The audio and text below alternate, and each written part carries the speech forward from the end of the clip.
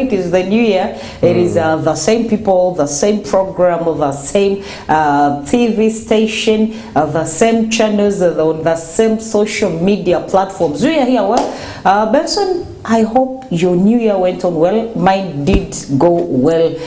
It was quite marvelous. Happy New Year. Happy New Year to you. It went so well. Yesterday we are here.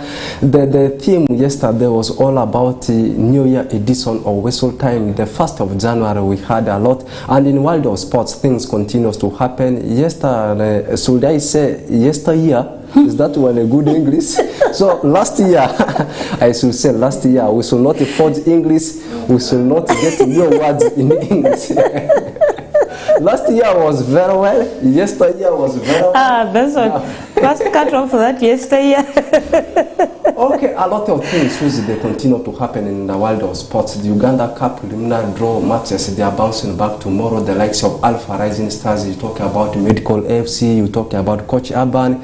They will be playing the second round of the preliminary draws of Stanbic Uganda Cup in West Nile region. These games are kick-starting tomorrow. We'll be talking about those games. And also StarTimes Uganda Premier League, match day 14 is also bouncing back today. Today we're having so many games to be played. And also a very big news coming at the camp of KCS. It's not yet confirmed, but it's a rumor. What is that rumor? What you do is just stay next to your screen. And before we swim into discussing the other topics, sadly, the other day we signed off for 2023 with stories that had transpired, and one of the biggest stories in West Nile was the president for Athletics Federation visiting West Nile, and then on a very sad note, we woke up the other day to the news that one of the biggest athletes Uganda has ever had actually lost his life. He was found dead in Kisumu, the outskirts. He was found dead in his car. There was Benjamin Chikwangat. It was so sad, and on a terrible note, he deserves justice. The people that murdered him need to be arrested and also pay for murdering an innocent soul that actually is raising the flags over our country very high. Rest in peace, Benjamin. Thank you for all your services you did to Uganda. May his soul rest in eternal peace. Away from that, I also have a very big story, a very good news I should say to the fans of Vipers, as they have already appointed a new head coach.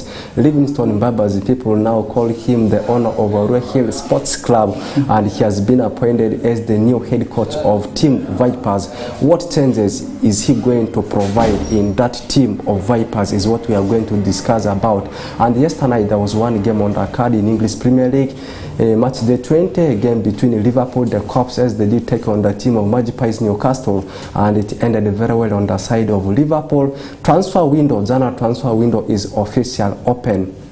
Who needs reinforcement and in which departments? Yesterday I gave highlights about this. Today we'll be discussing this one together with you, right from our local clubs, and also we talk about some of the clubs we have in outside the continent of Africa. We will discuss about Ondoparaka, the likes of Arua Hill Sports Club. January transfer window is not only for teams that are playing in Europe. We also have got teams that are local here and they need to sign players to reinforce their squad. And also a player called Sozik has already signed a new contract extension with the team of West Ham, plus the other stories. And today we'll also be highlighting about how things are transpiring in EFL Championship, the second tier of English football, and also a big story coming from Scottish Premiership matches here and there. So let's kickstart our discussion with what is happening in the region. It's not all about the West Nile Regional League, as in most cases we discuss, but today we are going to discuss about the second round of the preliminary draws of Stanbic Uganda Cup. Matches have been settled and they will be starting from tomorrow. And let's kickstart with the game between Alpha Rising Stars and the team of Padia Rising Stars. Padia Rising Stars is actually a team that comes from Greater Alu region. Meanwhile, Alpha Rising Stars is a team that's within Arua City. Recently, the first preliminary round, we saw Alpha edging out Leon Pesa. It was by 2-1, and that's how we saw Alpha proceeding to the next round. Meanwhile, come on Thursday, they will be playing a trip to the team of Padia Rising Stars. What are we anticipating that particular encounter?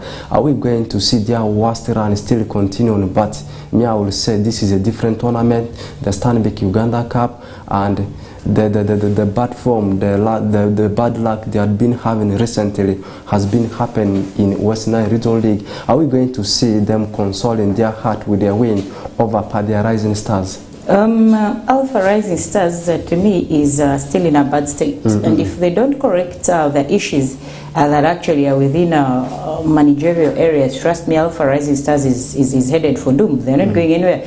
I look at the position they finished in there is the regional league, way down where we all didn't expect that for a champion that reigned last season to cross it over from a 4th division to a mini zonals, and then crossing it up to there is up to the regionals, and you cross to the regionals, you're playing a lot of rubbish here and there. You're not winning your games and all that. So basically, Alpha Rising Stars up against Padea. Based on, trust me, I don't even see Alpha. I don't see Alpha winning because one, they are traveling away.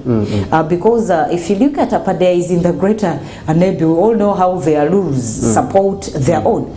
So basically, trust me, yeah, even Alpha Rising Stars normally has a lot of fan base. We already see them traveling on motorcycles, fuso glories, their own personal cars and all that. So basically, Alpha Rising Stars, when it comes to also the 12-man squad, they don't disappoint. If the same to the teams that come in from the greater Alur region. So trust me, this is going to be tense. The fan base for Alpha Rising Stars is going to be there, yes, like they've always done. They always follow their team wherever they go to. But it's going to be a hard one for Alpha Rising Stars to win this game, trust me. Because one, basically, they are not doing well. They are not on form. That is according to me. Yeah, the players could be wanting to do their all, but then, as they always say, fish begins to rot from.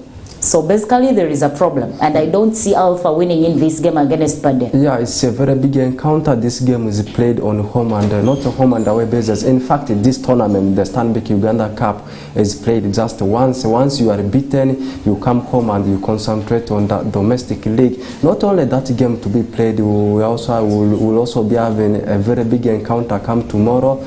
The game between Coach Aba and SDL will be tussling it out with the Nyangilia Football Club. Nyangilia Football Club is actually a team that comes from Koboko, and in the first round we saw them eliminating another side that comes from Yumbe DFA, again being pitted against a team that comes from Yumbe.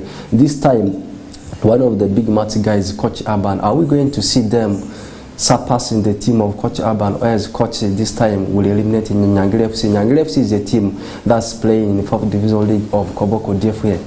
Nyangilia, I don't see them going past. That is Kochi. I am looking at the experiences. I am looking at player-wise and all that. If you look at the players Kochi Urban has, you bear witness with me based on that. Kochi Urban has a very proven players. Kochi has experienced players that one time even tried to go to there is the second biggest style football in Uganda. There is a Betpal Big League, but then things just didn't work out well on their side. So if you look at Kochi, even in the current league that they are in, there is the regional league, Nyagaki, I mean Nile Zone, you basically see that Kochi is doing quite very well. For the fact that, yeah, they've only lost once, I think, there is a Moyo Town Council when they traveled the other side and closed the half round over there is the regional league. That is where they lost, but coming home, they've never lost. They have an unbeaten run and all that. So basically, to me, Kochi is a better side compared to Nyangilia. Yeah. And that game, according to me, all my odds are favoring there is a Kochi Urban. Yeah, Kochi up against Nyangilia FC. This game will be taking place tomorrow, the 3rd of Jan, and the year is 2024. That one is not the only game to be played tomorrow. Also, we'll be having a very big encounter between Medical FC and the team of Alikwa Pyramids. Alikwa Pyramids is a team that's under Marsa DFA. Meanwhile, Medical FC is actually a team that comes from Yumbe, and they are playing in 4th Division League of Yumbe DFA. And the Machako Central, a team that's based in Narue City, they play their home games at Divine Palace. Will be having a game up against the team of Yumbe Hospital, and these are all Stanbic Uganda Cup preliminary round for the region of West Nile. And let's take our trip away and we discuss StarTimes Uganda Premier League. Matches are bouncing back. Not match day 13, we have in match day 14 of StarTimes Uganda Premier League bouncing back, and a very big encounter come today at 4 p.m. East African time. Bright Stars will be having a date with the team of Maroons. Bright Stars Me, I always talk about the player Nelson Sekatuka. Meanwhile, Maroons, the well-known player there is called Freddie Amaku, and they are all on form, banking goals for fun. Where are we seeing the 3 points going? If you look at this very game, it's going to be a very tight encounter, by the way. Bright Stars Maroons. And this game, Maroons gets to travel to the home of Bright Stars, Kavumba Recreational Center.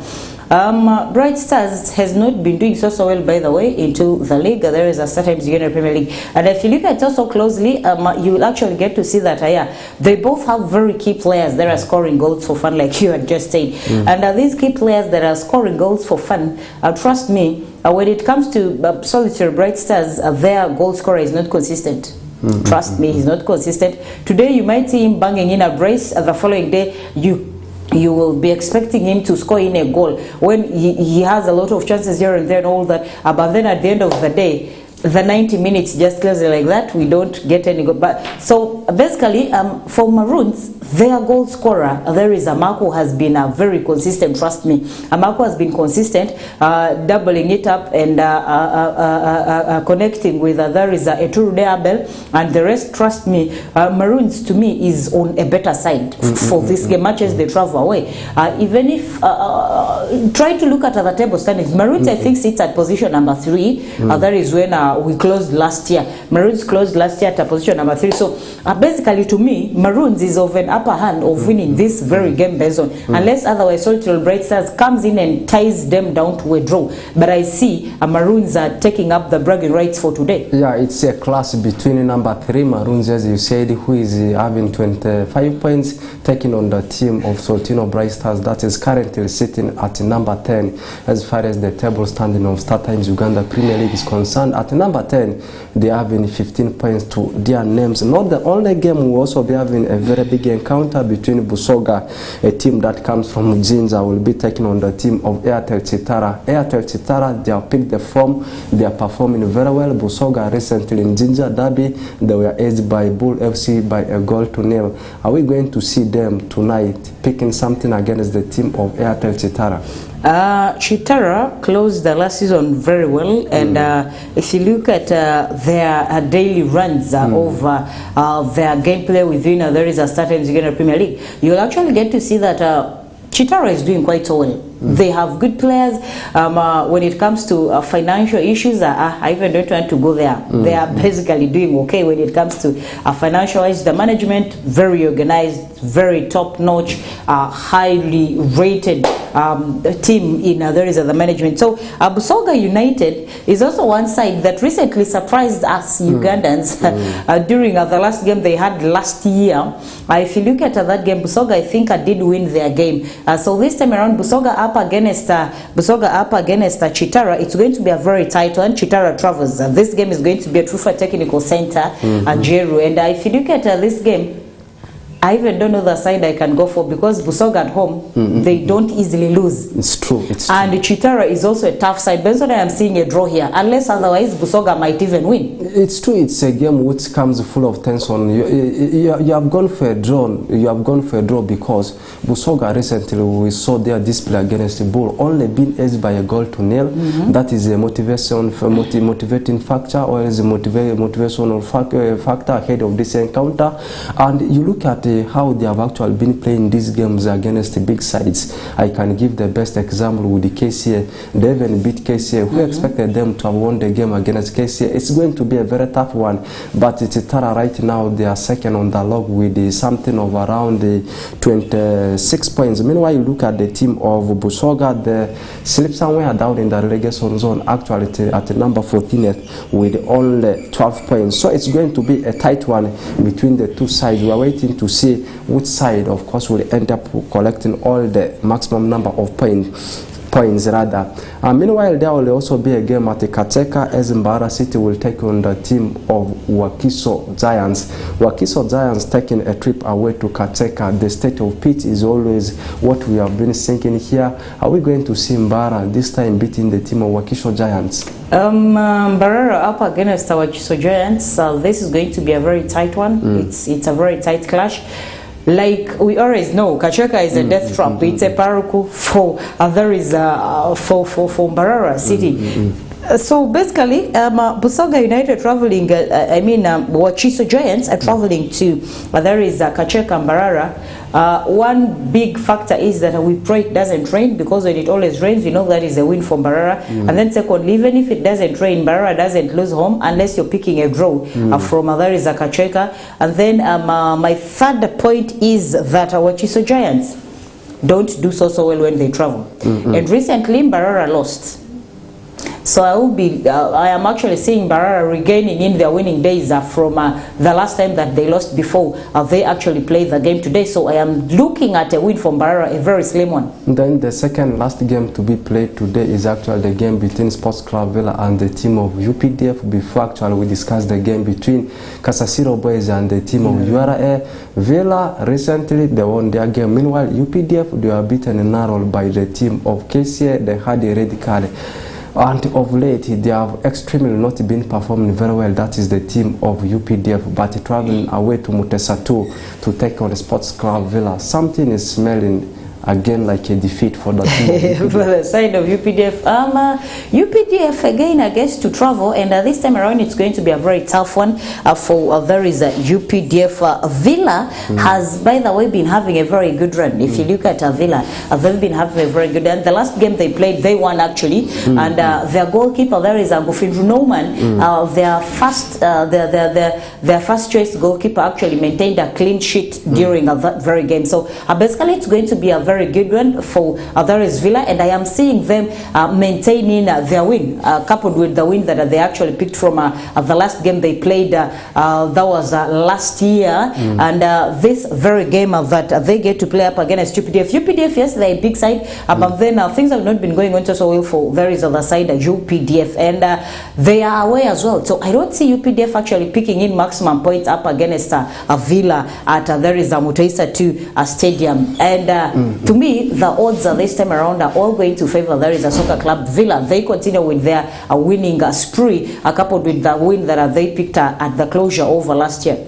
Susie, briefly highlighting the table standing between the two teams, the Sports Club Villa and the team of UPDF. Right now, Sports Club Villa, they are at number 5 with the 22 points. Meanwhile, the team of UPDF, they are down in the relegation zone with only 9 points.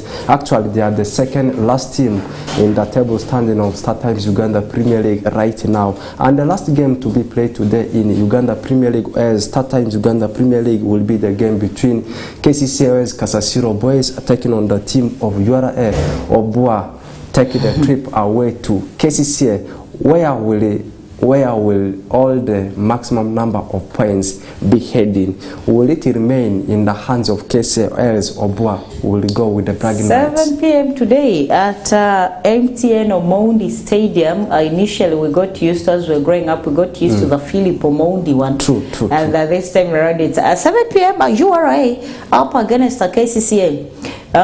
David Obua, there is one factor that I love about David Obua. Benson, it's the free flow of football. If you look at the squad of David Obua, the URA squad, you basically realize that the kind of football URA boys play is not the kind of football most of we don't even play in Uganda. I think David Obua came with this kind of play from out, because we all know he has lived most of his footballing career years outside Uganda.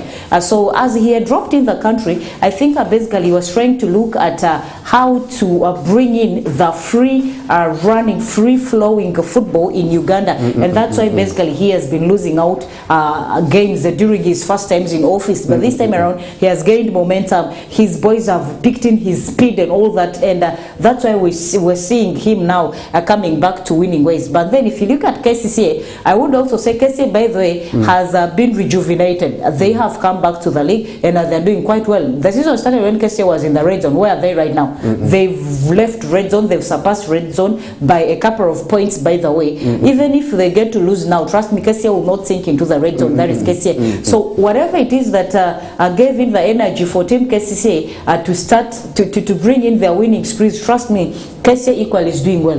Obua side URA is equally doing well. So I am seeing a draw. Yeah, it's a clash between number 7, that's URA, that's having 20 points, taking on KCCA, that's at number 9 with something of 16 points.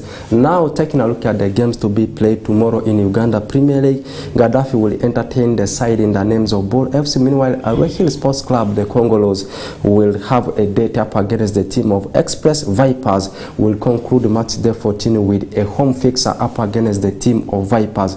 Susie, some players have been linked with a return to the team of KCA. One of them is, of course, a player called Serwada. Some people call him Serwada, but he's called Serwada. Then the other well-known player is a player called Muzamir Mutiaba. I know when we talk about these two personalities, these two footballers, I know so many people can be able to remember them. And the left KCA for Muzamir Mutiaba, he has actually been playing for TO. TO is actually a team that's playing in Rwandan Premier League. Meanwhile, the player called Serwana, he went to USA to play for the team of Red Bulls too, and he sustained a long-term injury. That's why he has of late not been playing for the team of Red Bull too, and he has been released by the club, and they have been rumored linked with a return to KCA. What will this add into the team of KCC? Yeah, it's in case the deal happens to go through. It's quite going to add up a lot because one of the diverse experience that they have been having, and basically how they left KCC wasn't on a bad notice. That's why it's always said that when you're living, live well, because you never know how tomorrow turns out to be. You might be good to the people on your way up because you'll need them on your way down. So basically it's going to add up a lot to that is the team of KCA. For now, KCA, by the way, KCA has a lot of good players. If you look at the transfer windows last year, KCA was one of the most active people that transpired during during the transfer window. So basically they have good players. KCA, I think, has been having just a little bit of issues within the coaching department, management, and all that. But then they worked upon that, and that's why we're seeing them winning their games lately. So bringing in these boys, it's also January and transfer windows. Yeah, we all know transfer windows normally open around January and close at a certain. So basically, if they cross over to KCA, based on trust me, we're going to see KCA shining. I would say KCA will definitely slide back into the winning sprees, and then we shouldn't be surprised that when at the end of the season of start times Uganda Premier League season 2023-2024, we see KCA also being among the top for there is the champion chasers. Right now, the team we are discussing about, KCA, they started the season down in the relegation zone, and they have started climbing. As we talk right now, they are at number 9 with something of 16 points. Right now, they are under the stewardship of Abdallah Mubiro after sacking Sergio Traguiri, the Portuguese, the foreign gaffer, the actual went for. Susie, we are still within the country discussing national stories, and we are now in the world of transfer. Transfer is not only for players moving. Sometimes we see coaches moving here and there, joining clubs here and there, and Mbabazi Livingstone official has been appointed, named as the new head coach of Vipers. How good is this one for the coach himself, and also at the same time, how good is this one for the team of Vipers? How will he test the tactics of football, the flow of football at the team of Vipers? Mbabazi is a good coach, but then on other days, he's you know, some people look at your personal life. And then how your personal life gets to affect the brand that actually you're working for. But this is Mbabazi, who knows how to oscillate between his personal life and work. So I just pray that his current employees do not look at his personal life to bring it up to overshadow his work and the brand that he's working for. Otherwise, he's a good coach. He knows when it is time for personal life business, he does that to the fullest. When it is time for work, he also does that. Mbabazi, no doubt he's a good coach. Yeah. We saw his run with the Arua Hill Soccer Club the first season. They finished at position number 4. Who would do that for a club that was newly promoted from a big league to UPL? He's good, yes. But then this time around, I don't. I really. There is something moving in my head telling me that Mbabazi will not last at Vipers, because Vipers is one team that is result oriented. They don't take excuses, by the way. You're going to lose in 2-3 games, you're packing up your bags. True. So second round has just started. Yes, we are watching in that space, but otherwise it is quite a very good one for both. There is Babazi Livingstone and also the team Vipers. I want to say we congratulate him, and we are watching the space. But Vipers, result oriented. At Vipers, resources are always there waiting for you. Resources are available. The only thing you need to do, just like the way you have said it, you need to put the results, positive results on the table. Previously, he also worked for Onduparaka Football Club. He had times with the Soltino Bright Stars.